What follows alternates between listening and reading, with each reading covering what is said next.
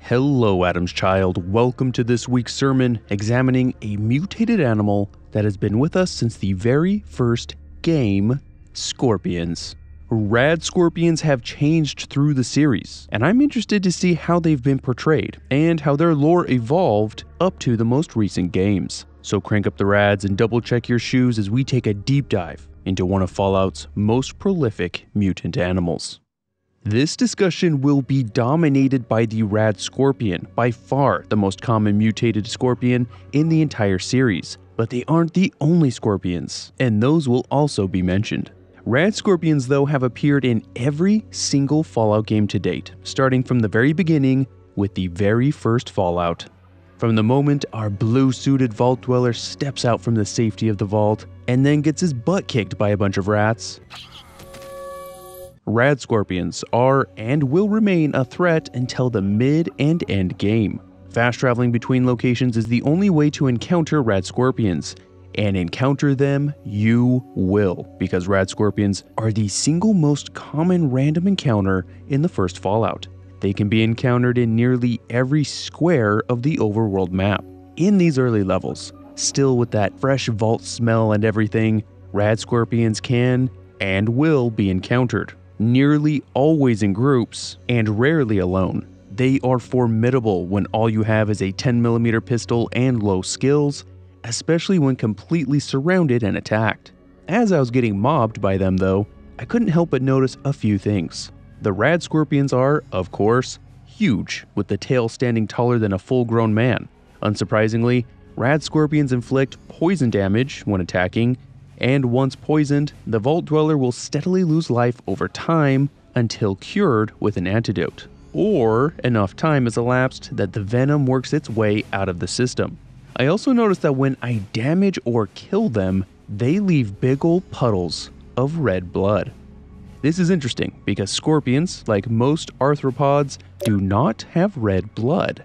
Well, to call it blood at all is kind of oversimplifying things a bit, but scorpions actually have blue blood. So apparently rad scorpions have mutated significantly enough to start using hemoglobin-based blood. Narrowly escaping with our lives, the very first location that most players encounter is Shady Sands, and this place is the densest when it comes to rad scorpion lore in the entire series. Shady Sands is a rather humble village, but they have been plagued recently by raiders and rad scorpions. That's not the R&R you thought you were getting, is it? Throngs of rad scorpions are attracted to the herds of Brahmin that the Shady Sanders rely on for survival, and as the villagers defend their livestock, some inevitably get stung, falling gravely ill. Rad scorpions are one of the biggest dangers to Shady Sands, and as a result, the local doctor, Razlo, is attempting to create an effective antidote for the rad scorpion's poison. He believes that he can create an antidote if he has more samples of the rad scorpion venom, which is directly harvested from slain rad scorpions by cutting off and stealing their entire tail. Razlo is one of the best sources of information about rad scorpions, as he has been anxiously engaged in studying the creatures to better help cure those that are stung by them, like poor old Jarvis laying over there, pale and tossing about uncomfortably. There's more to say about this antidote, but first, Razlo dazzles us with his knowledge on the rad scorpions, as he seems to be the only one in the whole game that cares an atom-damned bit about these creatures. But I do question some of his conclusions. Razlo is quite sure that the rad scorpions are mutated versions of something called the North American Emperor Scorpion. What is that? Well, I don't know, because that is not a scorpion in the real world. The Emperor Scorpion is the most common species of pet scorpion worldwide, and it is native to West Africa. We may suppose that due to the pet's popularity, enough escaped captivity to establish themselves in North America, and they changed over time to become a distinct species. That's all well and good, if it is indeed the case, which we don't actually know for sure, but there's another problem with that. Rad scorpions look nothing like the Emperor Scorpion. They are brown with light-colored legs, quite skinny and long rather than squat and wide, and real emperor pincers are large and bulbous rather than the long, slender ones we see on the rad scorpions. Really, the rad scorpion looks closer to the real-world northern scorpion, giant hairy scorpion, or lesser striped-tail scorpion with both color and physical characteristics, although none of these are a perfect match. The good doctor, with his theories and determinations, comments that rad scorpion venom has increased in potency, despite his hypothesis that the gigantism would have the opposite effect. Rad scorpion poison can be quite damaging. The leader of Shady Sands, an elderly man named Aradesh, says that it can be fatal if one is not cared for after a sting, but his daughter Tandy also tells us that despite all the attacks, no one has actually died from rad scorpions. And yeah, I've never died from them either. Ever. Perhaps people are only surviving because of the diligent care of Dr. Raslow, but there is one more seeming contradiction. Raslow states that the rad scorpions are mostly nocturnal and sensitive to light, which explains why their main lair is a large cave not far from Shady Sands, but that doesn't explain why they are so common to find out randomly in the desert in the middle of the day all the time. Shady Sands is a pretty swell place. It's a little weird, but definitely one of the better places in Southern California. And helping clear out the rad scorpion cave of all those angry little guys will provide enough rad scorpion tails so Raslow can finally create the antidote he has been pursuing this whole time. The antidote is a milky substance that has literal chunks of rad scorpion meat floating in it. Yummy. I like my medicine pulpy. One rad scorpion tail will make one antidote and require 4 hours to make, but otherwise it only weighs 1 pound and is worth 50 caps, and the antidote is identical in weight and worth, surprisingly enough. While the doctor believes that it can be used as a general antidote for many kinds of venoms or poisons, and it does indeed work, this antidote is actually quite rare. The closest settlement to Shady Sands, fairly far south and a bit west, known as Junktown, has a store owner, Killian Darkwater, and a crazed doctor named Doc Morbid, who can at times sell the antidote, and that's it. There's no one else. If rad scorpions are the most common creature to run into when traveling in the overworld, why was an antidote unknown to those in Shady Sands, and only found in one other place in the entire game? There is a distinct possibility that rad scorpions haven't been around as long in this area as we had previously thought. Otherwise, why would an antidote be either completely unknown or so rare for such a common encounter? I've only identified 2 kinds of rad scorpion as I traveled the desert, taking sips from my Vault 13 canteen. The normal rad scorpion is a low-level threat, depending on how you slice things. They are roughly on par with a mole rat, with lowish stats across the board. If it weren't for the fact that they are always encountered in fairly large groups, usually 4 or sometimes more, they would hardly ever be a concern. There is one more dangerous version of rad scorpion that is much rarer to encounter, and by all appearances is exactly the same, but this one is nasty. Really though, it's called the nasty rad scorpion, and has a bit more health, a good deal more armor, action points, and melee damage, but again, it's a rarer sight. That is about all we get from the first Fallout, but we are still left to wonder, how did rad scorpions mutate to be so large? We could assume, based on the name, that rad scorpions mutated simply due to radiation from the Great War. Raslow, though, isn't convinced, as he expresses that it is completely beyond him how rad scorpions could have even evolved, whether naturally or via radiation exposure. Is his lack of confidence in placing the blame solely on radiation perhaps a hint? Just north of the remains of Los Angeles and the Master's mutant army is the setting of Fallout 2, largely centered on Northern California with parts of Oregon and Nevada. We don't start out as a dewy-eyed Vault Dweller, rather, we're a tribal who is a descendant of the Vault Dweller from the first game. It has been 80 years though, and we have traded the skin-tight vault suit for a mole rat leather pants or something. I don't know, we're tribals, we do what we want. On a quest to save our village, we are once again forced to travel across the wasteland, running into all sorts of things, and some of those things are rad scorpions. Rad scorpions are not as common in Fallout 2 as in the first game. The newly introduced gecko takes the first place here, but they remain threats to low and mid-level players. No one ever talks about them either. They are apparently old news, and geckos are profitable because hunters can make a living selling their pelts. The most interesting addition to rad scorpion lore from the second game is in a diverse mining town known as Broken Hills. A quite small rad scorpion can be found in the home of one only known as the Professor, a rather unhinged but apparently ingenious man clad in a lab coat. In typical Fallout 2 fashion, things get pretty zany because this little rad scorpion is wicked smart. It's able to communicate to the Professor through clicks and gestures, and even wears a little pair of wire-rimmed glasses. What? Scorpions can have anywhere from 6 to 12 eyes, but these are normal 2-lens spectacles. So that's nice and confusing. The rad scorpion, whose name we never learn, is completely docile and is the result of experiments with chemical compounds made to increase intelligence. Rather than attacking us like every single other rad scorpion we've come across, this one communicates via Morse code while fighting us in a whole different way on the battlefield of intelligence, agility, and perception. No matter what your special stats are, 2 of these tests are impossible to win. In a test of dexterity, both the Chosen One and the rad scorpion are meant to pick a lock on a box, which the rad scorpion is somehow able to accomplish in record time with just its 2 little pincers. The Professor calls it a tie, and then it's on to the perception test, where both the rad scorpion and the Chosen One must read the letters of an eye test poster successfully.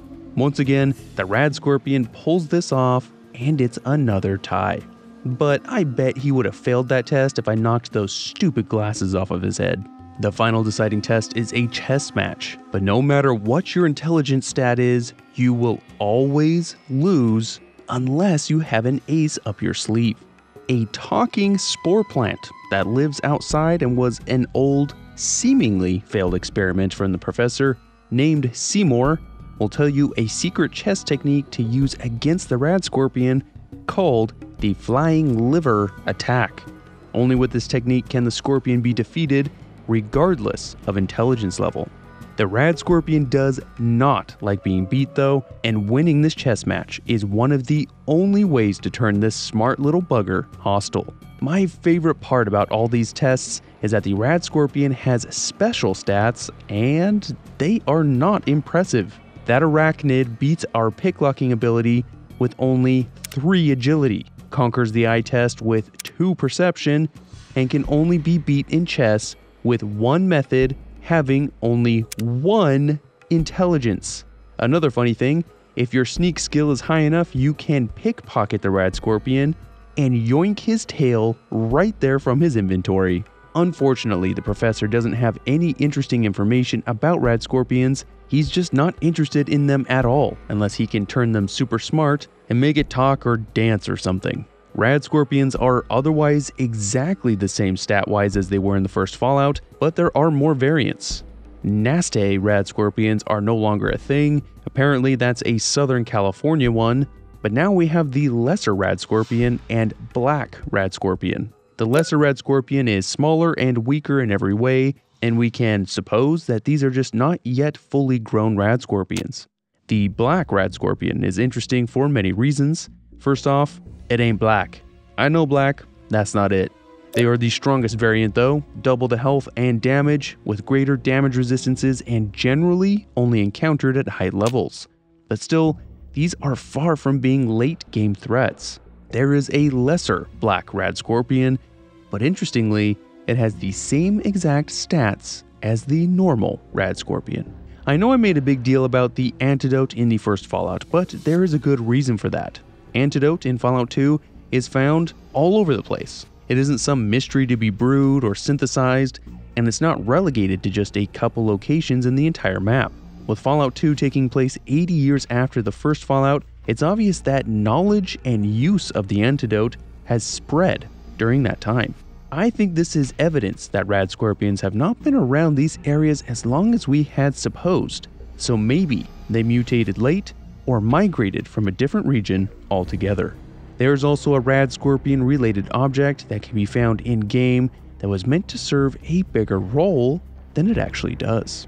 Rad scorpion limbs are some pincers that were hollowed out and equipped with straps and buckles that would allow someone to wear them over their arms. They are found in the Grazing Grounds shack near Klamath, where they were going to be evidence of a cattle rustling operation being pulled by some brothers on local farmers and Brahmin ranchers.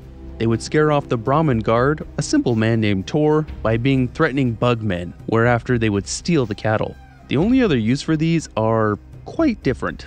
The Golden Globes Adult Entertainment Company in New Reno has a pair of these in one of their studios so they can, roleplay. Fallout Tactics, the next game to release a few years after Fallout 2, takes place in a wholly different area of the US, and you better believe rad scorpions have made the Midwest their home. Unfortunately, we don't learn much of anything new. Rad scorpions are not as common an enemy to encounter, not even close to the first two games. The design is quite close to the Western rad scorpion, although it is considerably darker in color, with less slender claws, and is overall smaller. They are also quite slow and easy to outrun, and have changed from bleeding red to bleeding green, like most other bug enemies in the game. Most intriguing though is the green stinger. Is it green due to venom, or is that the lovely green of radiation? The former is more likely, as the rad scorpions do not do any radiation damage, and its health, damage, and armor overall is rather weak, once again making them a threat to lower level players or in great numbers, which they tend to do. They also no longer drop body parts, so there is no way to profit off of arachnogenocide. This slimmer design from the first three games makes me think of a possible inspiration for the design and idea of giant scorpions, a 1957 movie called The Black Scorpion.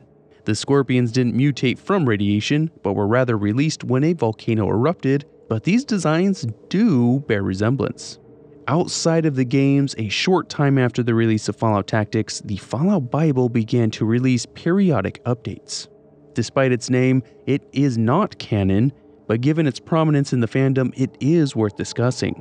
On the topic of rad scorpions, it doesn't say much, except one interesting tidbit. Chris Avallone wrote that rad scorpions owe their mutations to a combination of FEV and radiation that compound together to give us Fallout's giant versions of scorpions.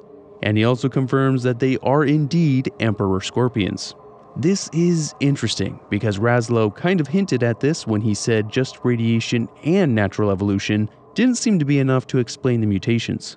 However, the role of FEV and radiation in causing mutations was hotly debated even among Fallout and Fallout 2's developers. So given that the Bible isn't canon, our best bet to solve this is to continue through the games and see what they eventually show or say.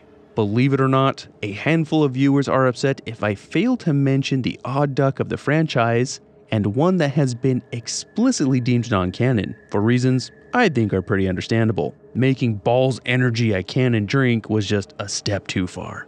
Like all the games before it, rad scorpions are low-level enemies, although there are some variants that are much more of a challenge.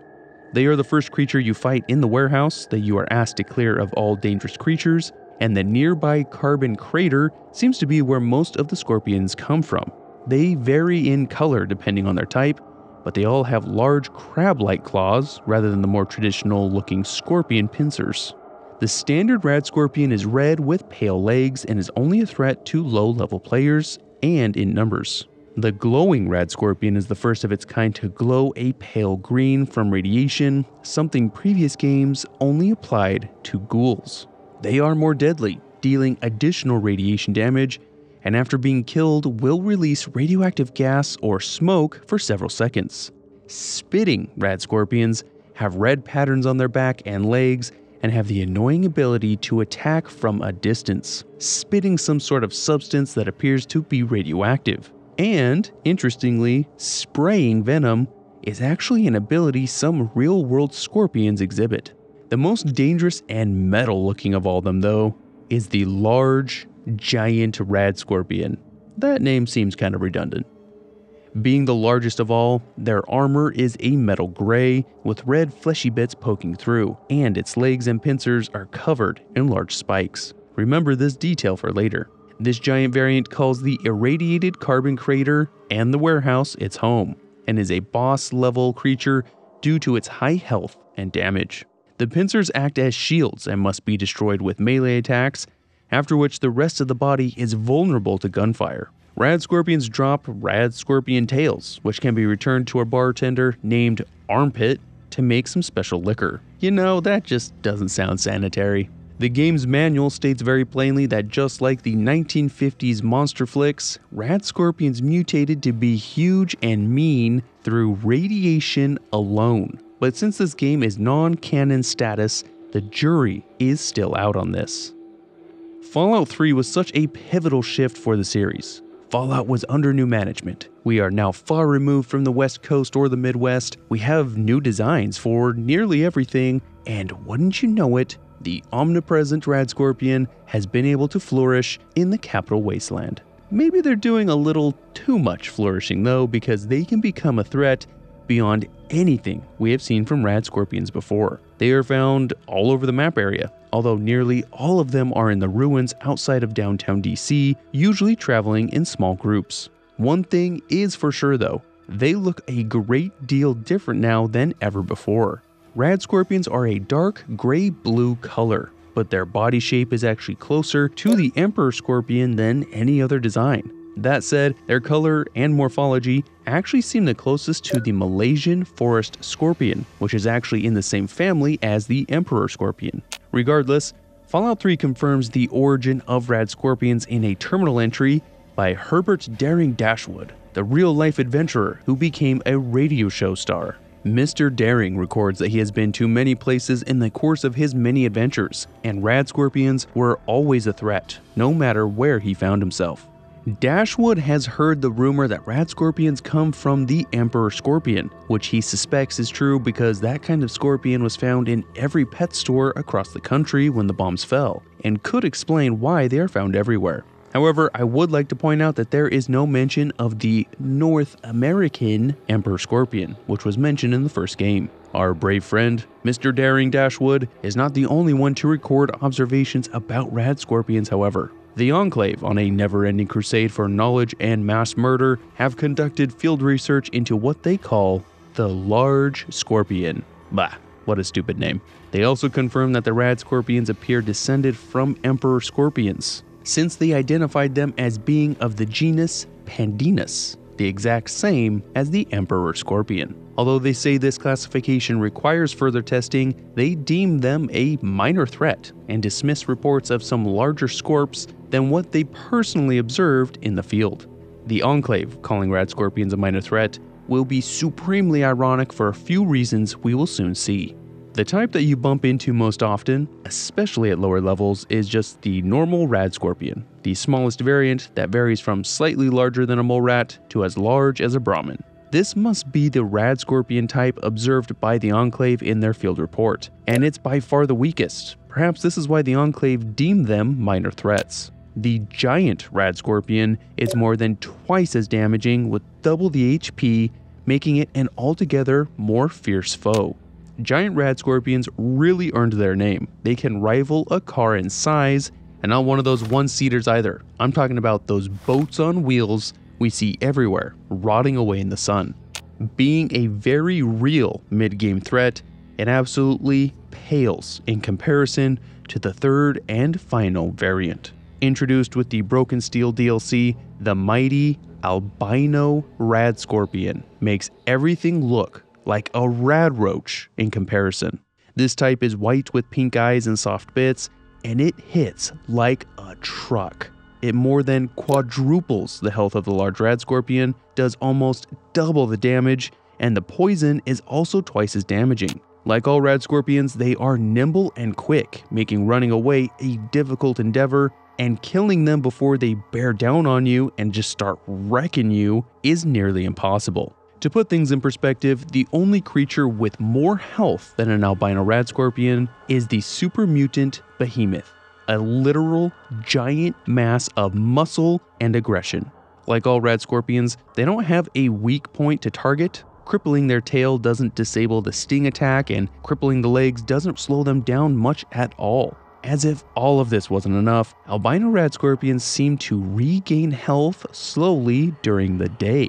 For some reason, they've mutated the ability to gain energy from sunlight. If you've ever played Fallout 3, you've undoubtedly dreaded seeing these bullet sponges scurrying about in the distance, which makes it all the more hilarious that the Enclave field reports that we read prior were also added with the Broken Steel add-on, meaning that rad scorpions really were not that big of a threat like the report says until Broken Steel gave us this butt-puckering monster. And you know what? I love data, and I'm tired of pretending I don't, so I graphed some of the relevant attributes for each variant. I love how the health, represented by the blue line, absolutely skyrockets with the albino rad scorpion. It's so high it totally messes with the graph scale and makes the gains in other areas look like nothing. But don't worry, I have it on good authority that it just works. All rad scorpions have a 100% chance to drop a so-called poison gland, which really should be a venom gland, with large and albinos dropping 4 at a time. They are rather light, weighing 1 pound and are worth 30 caps, so early on they can be a decent way to earn caps as you explore. They can otherwise be used to craft the dart gun, whose real function isn't really to do much damage, although it can, but rather to cripple body parts with one shot using venom-tipped darts. That makes it that much funnier that the dart gun can be used against rad scorpions. We can cripple them with their own venom. In the real world, this is incredibly rare. Most scorpions are immune to their own venom, for reasons I'd like to think are obvious. Otherwise, you can just launch the poison glands at them with the junk jet, which has to be the ultimate humiliation. I cripple you with your venom, and then I bludgeon you to death with your own organs. Man, Fallout really brings the demons out of me. There is one random encounter involving a rad scorpion that is of note. A lone rad scorpion will be found doing scorpion things, tricking frogs or something, I don't actually know, but it will not be hostile towards the lone wanderer. However, should it encounter any other creature or enemy, or if you have a companion present, the rad scorpion will become hostile, and sadly, this is the closest we get to having a pet rad scorpion. Fallout 3 definitely pushed rad scorpions into being late game threats. With the release of Broken Steel, confirmed twice over that they come from the well-known Emperor Scorpion rather than the mythical North American Emperor Scorpion, changed the model to more closely resemble the real-world Emperor Scorpion, and proved that they are remarkably adaptable creatures, being found from coast to coast. Once again, we find ourselves out west, shading our eyes from the sun of the Mojave, and kicking up the dust as we approach the one and only New Vegas. Fallout New Vegas uses the same model for rad scorpions as in Fallout 3, but rather than being more or less scattered across the wasteland, they generally stick to certain areas with other members of their species.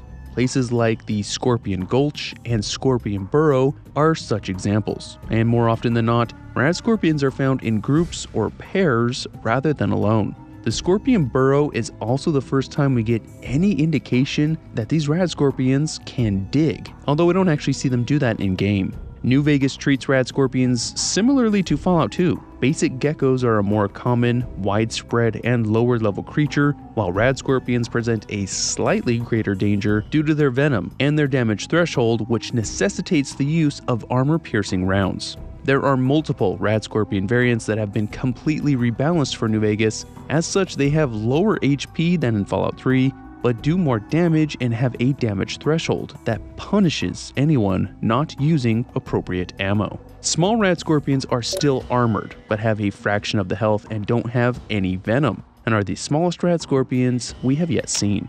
Giant rad scorpions get a big boost to their damage threshold and damage, with only a modest increase in HP, and are some of the most dangerous variants. Although rarer than the small or normal rad scorpions, they can be found just outside of Good Springs, doing their best to block the courier's short northern passage to New Vegas. I just wanted to find the guy that shot me. The rarest and most dangerous of all variants, however, has to be the Rad Scorpion Queen. by far the biggest of all types. Only 2 exist in the whole game. One in the Scorpion Burrow, surrounded by many smaller rad scorpions, and the other in the fire station of Camp Searchlight. The second one is the most interesting because the fire station is locked, and the Rad Scorpion Queen and other 2 rad scorpions barely even fit in the bottom floor. I would wager that these rad scorpions were just normal scorpions that had found a way into the fire station, as little critters commonly do, before the Legion had opened the nuclear containment vessels and released a tremendous amount of radiation. This may indicate that rad scorpions do indeed owe their size to radiation-induced mutations, especially because this variant has a unique greenish radioactive glow, although still this not completely definitive. Here is a graph of the major stats for each variant in ascending order of lethality. It's interesting that the introduction of damage threshold lets HP be more in line with the other stats. It is only a little higher than damage. Each rad scorpion has a 75% chance of dropping a poison gland, which can be used as an ingredient in a casserole made by Ruby Nash in Prim, which heals a good amount of damage and, in hardcore mode, satiates a lot of health, but doesn't have any other unique effects. She does say though that the venom has a smoky flavor and that it leaves the mouth numb, and that it's perfectly safe as long as there's no open sores in the mouth. The only other use is creating antivenom, something that is missing entirely in Fallout 3, but it will cure poisoning, eliminating damage taken and stopping the blurred vision effect. Antivenom is very common, found in clinics and regularly carried by Legion troops, but while it can be used to cure rad scorpion venom, it is probably more useful curing venom from the only other mutated scorpion in the entire series, bark scorpions. Bark scorpions are easily identifiable because they bark like dogs. That's a lie. They are significantly smaller though, around the size of a small rad scorpion. Still, that's far too large for comfort, but they are also distinct because they are a very pale color. Due to their smaller size and coloring, they actually blend in much better with the environment and can get the jump on you if you aren't careful. These scorpions seem to come from the real-world Arizona bark scorpion, as they share a similar name and coloring, although their body shape does not match the bark scorpion. Rather, they are just a smaller rad scorpion model. Regardless, one would be naive to dismiss bark scorpions out of hand, just because they're so much smaller and seemingly weaker than rad scorpions. They do indeed have much less health and damage threshold, but their poison will cause damage for 30 seconds and lower perception by 2 the whole time. This is much worse than the rad scorpion, and even Ulysses, the antagonist for the final New Vegas DLC, Lonesome Road, will remark that a bark scorpion sting is strong enough to kill a man. Interestingly, the real-world bark scorpion venom is more potent than the emperor scorpion that the rad scorpion is descended from. So while the bark scorpion has the health and armor similar to a small rad scorpion, it has the damage potential of a giant rad scorpion due mainly to its venom. There is one other type, the bark scorpion hunter, but it's such a marginal increase over the normal bark scorpion that it's barely worth mentioning. It only does 5 extra melee. Much like rad scorpion poison glands, bark scorpion poison glands can be used to make a variety of poisons that, when applied to melee weapons, makes the next hit much more damaging. Also, it's worth mentioning, there is a home in Nipton, recently sacked by the Legion, that is booby-trapped to Adam and back. One of those traps being a cage full of bark scorpions that can be released by a pressure plate. Honey, I'm home. Honey? Oh, did you pass out on the floor again? You're so silly. Just pick you up, take you back in, lay you down on the bed. There you go, that's so much better. I don't know why you're always... Whoa, what's that? That is the last time we will see those enormous gray-blue monstrosities, because back in the Commonwealth, in Fallout 4, rad scorpions have somehow, some way, gotten worse. We're going to try and keep our distance for a very good reason, but from what we can make out from this distance, rad scorpions in Fallout 4 and beyond look a good deal different. Smaller than some of the enormous car or truck-sized specimens we've seen before, they are also skinnier and have spikes on the legs, tail, and pincers, not quite as drastic as the giant rad scorpions from Fallout Brotherhood of Steel, but you know, not that far off. What makes these things so wicked is not necessarily the quick melee attacks, rapid speed, and venomous stings, which are all definitely awful. No, these things can basically teleport straight to you now. This isn't an exaggeration. When a rad scorpion sees you, which it likely will given its very high perception, which starts at 9 for the lowest level Scorp, and within seconds or a second, cover a huge distance to pop up right behind you and immediately start savaging you. Seriously, look at how fast this thing dug.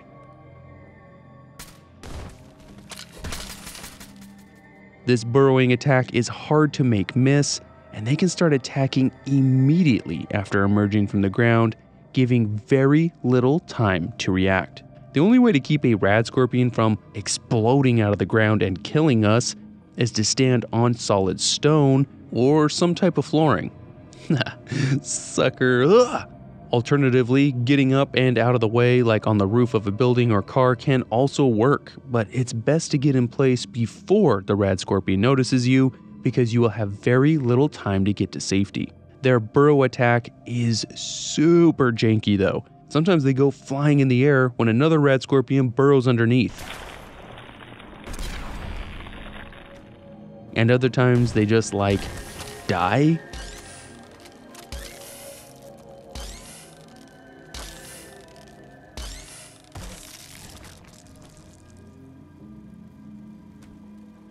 This mechanic is pretty nerve-wracking, and the unpredictability makes it kind of fun. Their stinging attack can stack damage, and they are very often roaming in pairs, or sometimes groups of 3 or more if you're really unlucky, which can mean multiple stings and health draining at an alarming rate. Rad scorpions in Fallout 4 are not low-level creatures like they were in the early games, before being made into low to mid-level creatures with some high-level variants in 3 and New Vegas. The basic rad scorpion has 100 more HP than its Fallout 3 counterpart, a very high resistance to poison, which makes sense, and lower but notable resistances to physical damage and energy damage. Interestingly, all rad scorpions are completely immune to radiation damage and have a combined melee and poison attack higher than Fallout 3 and on par with the stronger ones in New Vegas. This is just the lowest level basic rad scorpion though. It only gets worse from here. Rad scorpion hunters look much like the basic rad scorpion with lighter coloring and really healthy boosts to health and damage. My personal favorite, the glowing rad scorpion once again gets a big boost to most stats, including damage resistance, and will now do additional radiation damage when it gets close, at around 3 rads per second. This beautiful variant has a black carapace with a green glow emanating from the softer areas. The albino scorpion is back, although it isn't as tanky as it was in Fallout 3. It still gets a big boost to most stats, and is recognizable due to its pale armor and red eyes and tissue. Rad scorpion stalkers have a cool dark blue color on the body with even better stats. The rad scorpion predator actually doesn't look too different from the basic rad scorpion, but now once again we have a rad scorpion variant that has HP levels matching that of a super mutant behemoth. And finally, we get to the fiercest and most dangerous of them all, the Death Skull Rad Scorpion. If the name didn't tip you off, this thing will kill you. Appearing only after the player is level 64 or higher, it has an incredible 12 perception, at least 1,115 HP, which, let me still remind you, is still lower than the albino rad scorpion from Fallout 3, and the highest damage resistances and damage of all types. This insanely deadly variant is a crimson red all over with a pale skull-like pattern near its eyes, so it can be identified from a distance. And unless you have really beefy stats yourself, or at least a cunning strategy, these little bastards are best left alone. Once again, I graphed the most important stats and put them in ascending order of lethality, and it's interesting to see, once again, HP is just so much higher and increases at a much higher rate than any single other stat. This is much closer to how the variants were balanced in Fallout 3 than in New Vegas, which makes sense, given it has 2 separate studios that developed those games. The best way to slow down these super speedy and lethal critters is to cripple their legs, and this can even delay their burrowing ability, although it won't prevent it completely. Luckily, rad scorpions are not very common in the Commonwealth. Perhaps that is why there is no such thing as antivenom in the entire game, and they mostly stick around the glowing sea area. That is an interesting choice, since there doesn't seem to be much, if any, prey in this atom-blessed part of the map, but maybe they're here precisely because of the radiation. A Fallout 4 loading screen seems to put the radiation and FEV question to rest once and for all, where it definitively states that radiation has mutated the common emperor scorpion into the deadly rad scorpion. There's no mention of FEV at all. Of course, rad scorpions are found elsewhere in small numbers, but none can compare to the one that lies in wait for the cheapest jump scare in all of Fallout 4. Just west of the rotten landfill that is swarming with mole rats is a peculiar little shack with no doors, one bed, a number of skulls and other bones laying around, and most disturbingly, a pen with multiple skeletons laying around a radioactive barrel with bags of radaway and a bunch of radios on top. You know, I bet it was the radaway that killed these guys. Just saying. Going in to investigate the empty and peculiar shack to learn more about what happened here or who built this place will end in chaos after only a few steps inside, when a lone rad scorpion explodes out of the unprotected ground and immediately attacks. Gets me every time. This location is not that far from the starting area, and being ambushed here when you've only obtained a few levels makes this a pants-dumping experience, whether you survive or not. Rad scorpions can drop multiple items now, a stinger, rad scorpion meat, or an egg upon death, all with different uses. The stinger can be broken down into nuclear material, which gives us an idea of what's inside of them. It can also be sold for 30 caps, only being half a pound in weight, and it can be used to create a rad scorpion mount of its face. What? Alternatively, it can make the rad scorpion venom syringe ammo for the syringer weapon. Rad scorpion meat can heal a bunch of hit points, around 75, but if it's cooked into a steak, it will recover an incredible 150 and provide 25 energy resistance as well. And somehow, they cook all the rads out. That sounds like a step backwards to me. Finally, what I think is the most interesting object, the rad scorpion egg, not because of what it can do, which is either provide hit points and rads or be cooked into an omelet for 75 hit points and is an addiction cure. No, the fact that it is an egg at all, and a very bird-like egg at that. Scorpions do not lay eggs. In fact, they do a form of live birth, where baby scorpions called scorplings, which is kind of my new favorite word now, are born in a small sac from which they quickly emerge and get carried around on the back of their mother. In fact, why haven't we had this in a Fallout game yet? A rad scorpion queen or matriarch that is covered in scorplings that protects her, but can also maybe drop off and attack? Rad scorpions are much rarer than they've ever been, are definitely the result of radiation, not a mix of FEV and radiation, and are now mid to high level enemies. A far cry from what they were in the early games. Hundreds of miles south and 200 years earlier in time, we see the wilds of Appalachia and what this part of the US looked like only decades after the Great War. Among the diverse flora and fauna that saw an explosion of diversity, you better believe our buddy the rad scorpion is there, the exact same kind that is found in Fallout 4. They look identical, behave in the same exact fashion, but are balanced a little differently. All of the variants found in Fallout 4 are also in 76, but in general they kind of have lower health, higher damage resistances, and generally about the same amount of damage.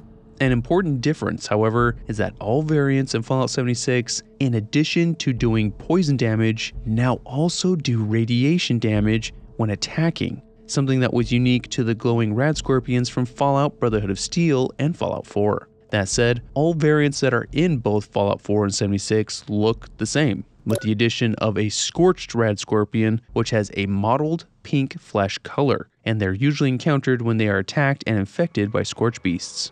There was also the Prime Rad Scorpion that would be encountered during the Primal Cuts event, which is on par with the glowing Rad Scorpion stat-wise. Several types were also only implemented in the now cut Nuclear Winter mode, but maybe someday they'll make an appearance. These variants would be the Giant Rad Scorpion, the Rad Scorpion Destroyer, the Rad Scorpion Emperor, and finally, the Deadly Rad Scorpion, which would finally dethrone the Fallout 3 Albino Rad Scorpion in terms of sheer HP, with a mind-bending 1,600 HP. Once again, here's a graph with all the types in increasing lethality, and this looks extremely similar to Fallout 4. Bethesda loves to increase difficulty by disproportionately increasing HP when compared to all the other stats that could be used. While Rad Scorpions can be found in many places across the map, the highest concentrations are found in the Toxic Valley, which means they either find the conditions here to be favorable with the extremely radioactive and toxic water, barren landscape, and withered trees and vegetation. There's also a distinct possibility that, since this is the earliest point in the Fallout series that Rad Scorpions have been observed, that they mutated from the extremely toxic pollution that created the Toxic Valley in the first place, which was the result of years of industrial pollution and a vengeful man sabotaging the Grafton steel plant on the day of the Great War. This resulted in the white deathscape we see in-game. It is certainly reasonable that Rad Scorpions first mutated in this region due to the radioactive water and toxic pollution before spreading to other parts of Appalachia, and soon the rest of the continent. So when it comes to theorizing about where Rad Scorpions first came from and how they came to be found nearly everywhere, there are a few options. An out-of-universe explanation is that all the versions with very distinct physical attributes are all different artistic representations of the same creatures that have just changed over time. An in-universe explanation, however, would need to be more complex, since the high-threat, digging Rad Scorpions are the earliest version we know of, having mutated only 2 decades after the Great War. However, the nearby area of the capital wasteland 200 years later does not have this digging type of scorpion, but rather the larger grayish-blue kind. However, this more deadly digging Rad Scorpion does exist up north in the Commonwealth, only 10 years after Fallout 3, so it's not like it evolved or went extinct in the last 200 years. Rather than trying to propose complex migration paths to explain why we see which Rad Scorpions and where, it could be as simple as multiple instances of convergent mutations. The Emperor Rad Scorpion was just really prone to mutations that made them larger and more dangerous. Different populations added different mutations, like rapid digging, gigantism, red blood, avian-looking eggs, and albinism. We can say for sure though that as the games progressed, Rad Scorpions became increasingly dangerous creatures. Later games both showed and stated outright that Rad Scorpions owe their mutation to radiation only, when it was hinted early on that it was a combination of radiation and FEV. The role of FEV combined with radiation in mutating creatures was a big point of disagreement amongst early developers and wasn't unanimous at all. Rad Scorpions have mutated to be different from real-world scorpions with things like red blood on the west coast and eggs in the Commonwealth. Emperor scorpions and the Arizona bark scorpion seem to be the only 2 species that mutated in the post-war. All of this resulting in a series staple that will likely never be absent from any future game. So now I turn to you. What is your favorite Rad Scorpion from the series? Which ones are your favorite looking? Which variant is your favorite or maybe least favorite to encounter in the games? I have to say, as much as I dread the Fallout 4 and 76 Rad Scorpions, they definitely keep things interesting. Whereas Fallout 3's Albino Rad Scorpion is just a chore to fight. Thank you for being here, and a huge thank you to my supporters here on YouTube or Patreon. Special welcome to Imperial Triumphant Fan and Ace Jacobs on Patreon. As always, a big thank you to Acrid B, Gardner Minshew Simp, Tommy Double, Tapey Papey, Juan Vader, The Bread Man, Tyler Eaton, Owen Balzer, and 94, Tessa Storm, Unky Nick, TSK Lego, Joseph Winkler, Shallowfire 13, and Nathaniel Joling. Adam is pleased. Take care of yourselves, everyone, and all of Adam's creations, and I will see you soon.